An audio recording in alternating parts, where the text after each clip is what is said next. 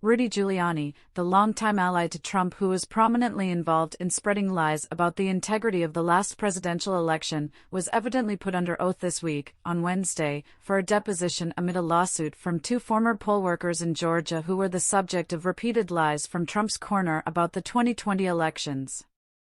Those Georgia women, Ruby Freeman and Shaye Moss, helped with handling the election results in 2020 from the Atlanta area and were targeted in conspiracy theories about so-called suitcases of ballots that some falsely said were surreptitiously added to local totals.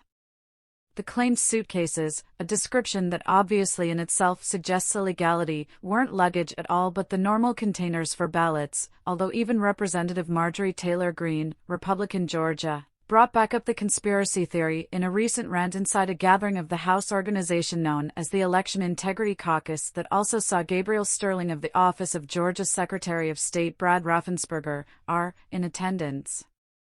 Greene also raised similarly debunked allegations of large numbers of ballots cast in the names of deceased individuals. Many investigations disproving the narrative of widespread fraud were conducted. As for Freeman and Moss, they, like others, face threats of violence after becoming the subject of delusions from Giuliani and others in Trump's camp after the election.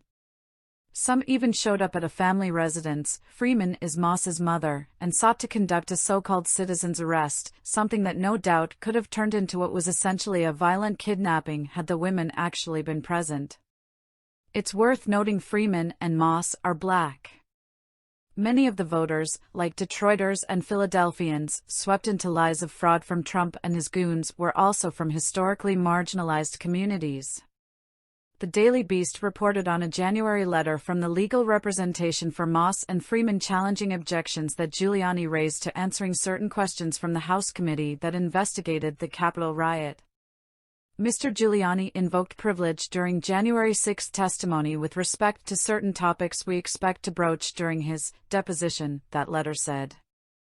Although the Daily Beast didn't have a lot of details about how that deposition, now conducted, actually went, the publication did note how the lack of a specific deadline for the litigation from Moss and Freeman means they have the opportunity to litigate over any potential challenges from Rudy.